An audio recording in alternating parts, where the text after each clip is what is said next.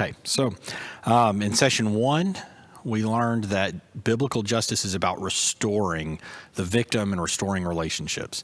In session 2, we learned what we're restoring them to, right? We're restoring them to family, we're restoring them to nature, to life, to sustenance, and to dignity. And we really said focus on the dignity in young life. And so now the question becomes, how do we do that? What does that look like in real life? And in the definition that I gave you, our prime directive, I said that biblical justice is the restoration of image bearers. How? By serving as the prophets of society and by putting God's mercy into action. So there's two things, serving as prophets and putting God's mercy into action. So I want to start with that first one now. Let's talk about what it means to serve as the prophet of society. And I want to start with a foundational principle that a lot of you are going to hear and you're going to be like, well, duh, but you probably haven't thought it through all the way, or you certainly don't live that way. And that foundational principle is this: all human philosophies are hollow and deceptive, and Jesus triumphs over them on the cross. All human philosophies, some more than others, of course, but all of them are hollow and deceptive. Look with me here at what Paul says in Colossians. He uses a war analogy here of being taken as a POW.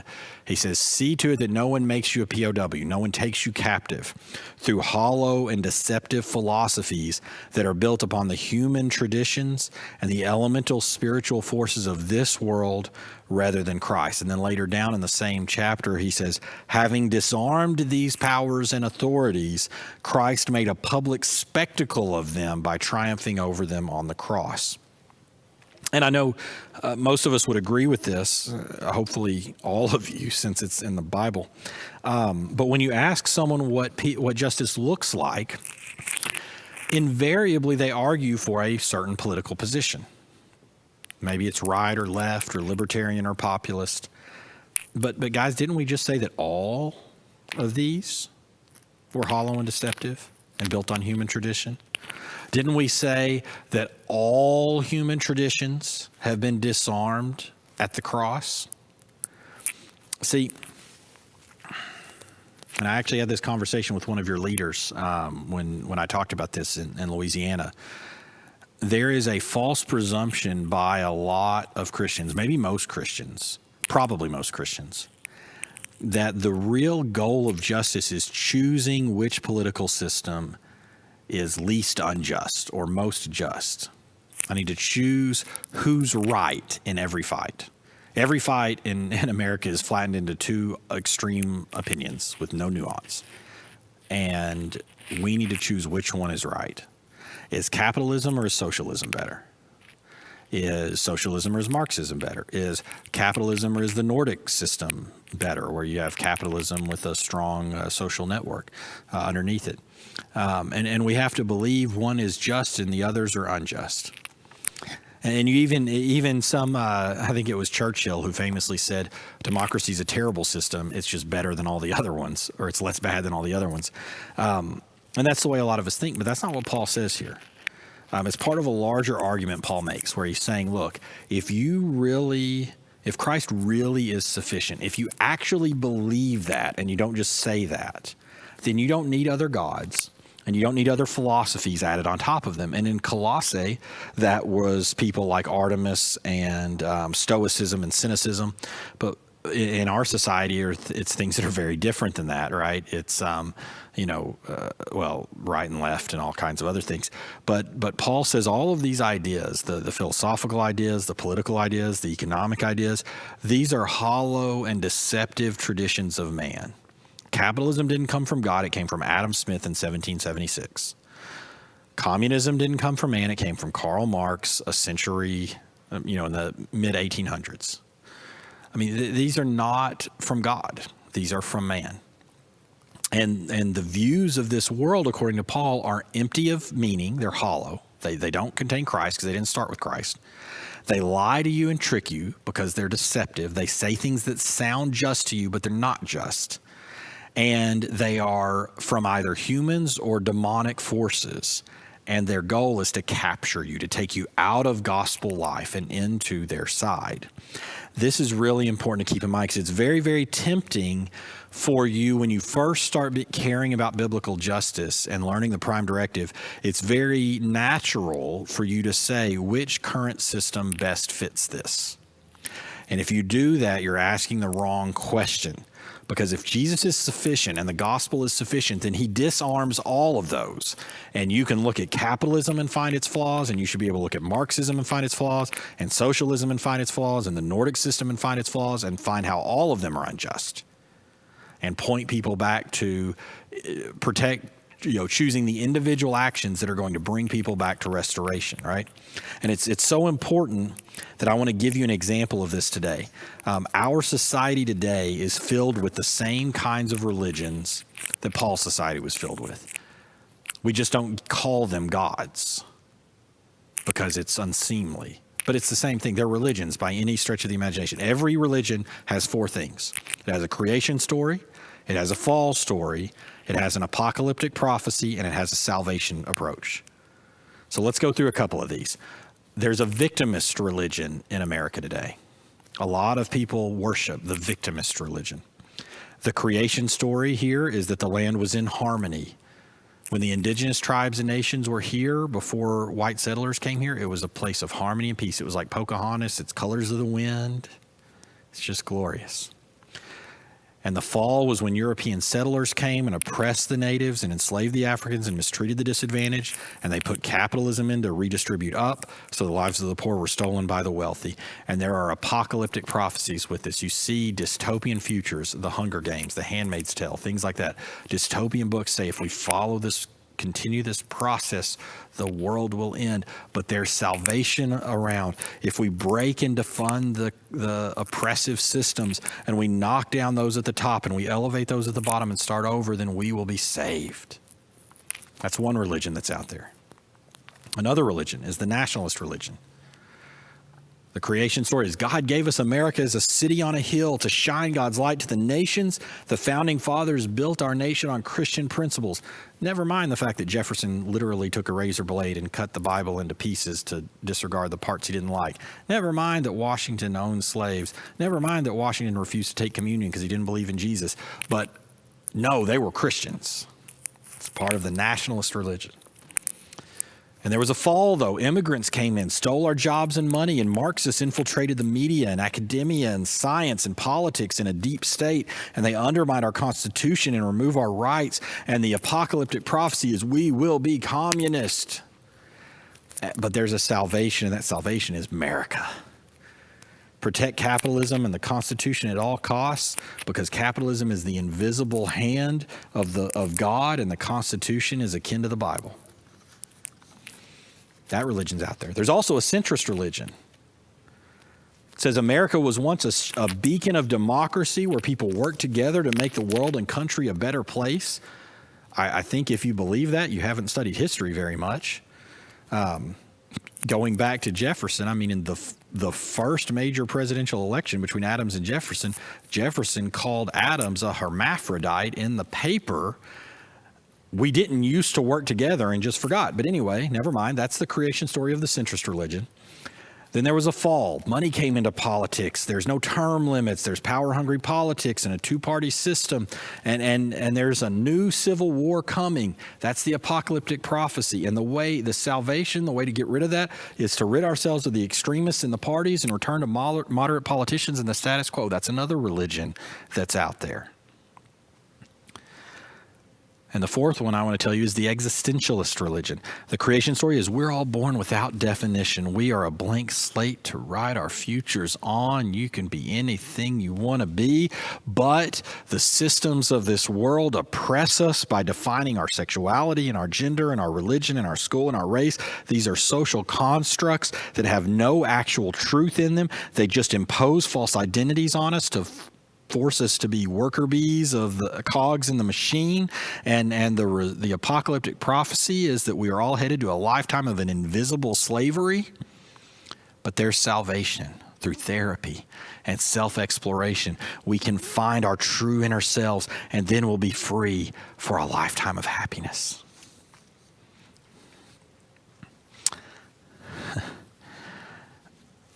All human ideas. These are ideas you've heard.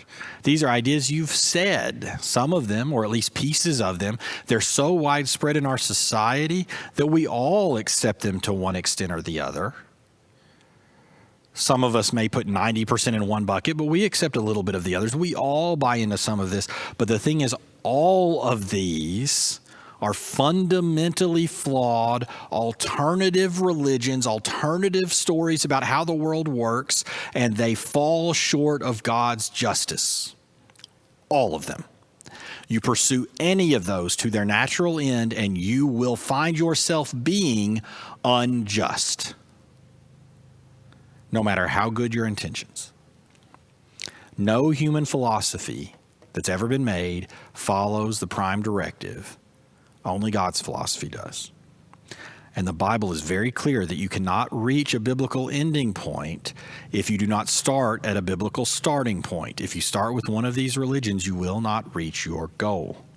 So as a Christian, no political party or affiliation should have our allegiance. It is not our job to pick the lesser evil of this world, but to be the prophets who speak against all evil, to speak to the untruth in all of those things I just showed you. We know that's what prophets did for the most part, right? The prophet's job was God gave them a word from the Lord, the gospel. And prophecy, despite what you may think, most people misunderstand it. Prophecy is generally taken as predictive, and there's a small part of biblical prophecy that is predictive about the future. But prophecy is called a revelation, a revealing. Literally, the word apocalypse means to draw back the curtain and show what's really going on. That's our job. Our job is to be prophets who pull back the curtain and say, those of you claiming victimism, here's where you're wrong. Those of you claiming existentialism, here's where you're wrong. Nationalists who stormed the Capitol, here's why you're wrong. To go through all of those and say, this is what you're missing. Capitalists, you're wrong about this. Marxists, you're wrong about that. To point out where and reveal to them the evil that's inside it. Because we know that human wisdom will lead us to pick Saul over David every time. You remember that story from the Bible, right? Israel chose Saul even though David had been appointed, and that had disastrous consequences for the nation. I tell people all the time that the cross, the gospel, is not right, and it's not left, and it's not center, it's perpendicular. It's off the line. In some ways, it's closer to the left than the right. In some ways, it's closer than the right to the left. In some ways, it's closer to the center than either. In some ways, it's different from all of them and rejects them all. And if you don't see that, then you are likely taken captive already and need to fight against it. I use the example of Treebeard. If you've seen The Lord of the Rings, I mean, if you haven't, then you might not be a Christian. But if you've seen The Lord of the Rings, I read the books because I'm old and back before there were movies. He was my favorite character in that. He's my favorite character in the movies. He's a giant walking tree, essentially. They're called Ents. They're shepherds of these ancient trees that had not forgotten how to move yet. And he was asked in this war that's going on, whose side are you on? And his answer was, side? I'm not on anybody's side because no one's on my side. He knew what justice was to an Ent. And when part of that war resulted in him, in injustice being done to the Ents, he teamed up for that short period to seize the Tower of Saruman and to go along with one side of the war, but only for a moment.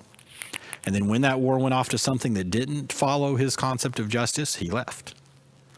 That's actually what we're supposed to be doing. If you can't point to times in your life where you have criticized every single side of a political debate, then you might be a captive.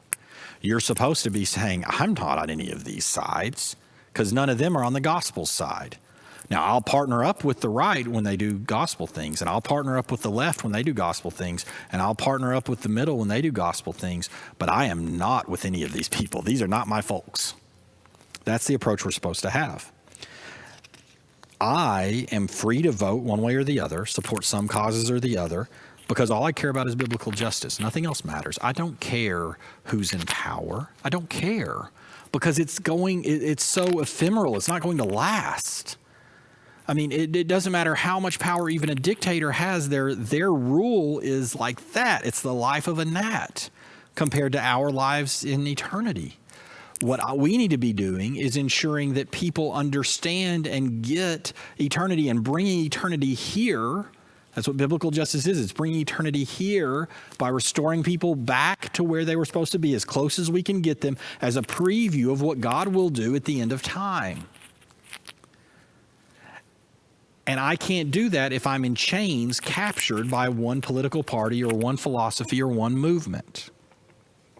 So if you haven't actively called out your side, if you've never voted a different way, if you find yourself defending people that you obviously shouldn't be, that obviously don't meet biblical standards, then you are off track. Christians, we are supposed to take the posture of a prophet. What does that look like? A prophet sees the deception in human philosophies. They're open-minded, they're skeptical. Any idea that didn't start with a Bible study, they're skeptical of. Prove it to me. Let me make sure you're not off track, because I am inherently skeptical of where you're going to go. We have a posture of prayerful peace. We do not do violence. We do not condone violence. And when we see problems, we pray. And we speak God's truth to those in power, no matter who they are. We do not care who's in power. We are not afraid of them. We are not afraid of being ostracized by our friends who buy into it. This is what we do. We take the posture of a prophet. And you see this throughout the Bible. Generally speaking, when almost every time that Israel goes off track and they have leadership that isn't following God first, they are sent a prophet. And that prophet's job is to talk to those in power and say, you're wrong, even though they're one of them. And you need to understand this. This is an important point a lot of people miss. Every book is written from a perspective. The perspective of the authors and the audience of the Bible are of a people who are oppressed. It's the first 5 books are the perspective of people enslaved in people who were made in God's image but are enslaved by sin and later by Egypt. The next section of Scripture where they're establishing their kingdom, it's the story of people, the remnant they're called, who are still faithful to God while the nation of Israel, even though they're Jews who are now in charge, go astray and betray God. It's not written from their perspective. It's written from the perspective of the people who are oppressed and the remnant who are faithful. When you get into the Gospels, who does Jesus spend time with? Who's he around? He's around the sinners. He's around the lepers. He's around the poor. He surrounds himself with the people who aren't in power, and he speaks at the Sadducees, and he speaks at the Pharisees who are in power. We see the same thing in Acts. We see the same thing throughout Paul's letters. We see the same thing in Revelation. The perspective of the Bible is of a remnant of faithful in a world that's gone crazy. It's the perspective of people saying Jesus is Lord and Caesar is not. But here's the problem for too many Christians. Too many American Christians are wealthy, powerful, privileged, and ignorant of the fact. We are the people running Israel while the prophets were screaming at them. We are those people. And our job, if we want to do justice, is to be like Joseph of Arimathea in the Gospels and understand that even though he's in that group, he says, no, I'm going to go to Jesus instead. I'm not going to be a part of that group. To be Paul, who's in a position of immense rising fame as a rabbi, and leave that to serve Jesus instead. Our job is to be willing to point out to the privileged position we're in, the world we're in, the to say this is wrong, and I don't care if you look like me, or I don't care if you vote like me, or I don't care if you came from where I came from. I will call you out just as much as I'll call out the person on the opposite side who's doing something wrong, because I am going to speak God's truth to those in power, no matter who those are. And that's the posture we take in the world around us. So let's stop here and send you guys out with some discussion questions. And at the end of each session, I'm leaving you with these, and I think we've got some powerful ones here for you to discuss. The first one is, what is the human wisdom of your day, or the political idea that you have let creep into your worldview and treat it as though it were biblical? The second one, I think, is a powerful one, especially in a world that lives increasingly on social media. What is the difference between virtue signaling and speaking truth to power? Which are you living in? And is social media helpful for that or harmful for that in your life? And third, how can we be people with a prophet's posture, prayerful and peaceful, and yet still support the oppressed with our voice? You guys go talk about that, and then meet me back for the final session.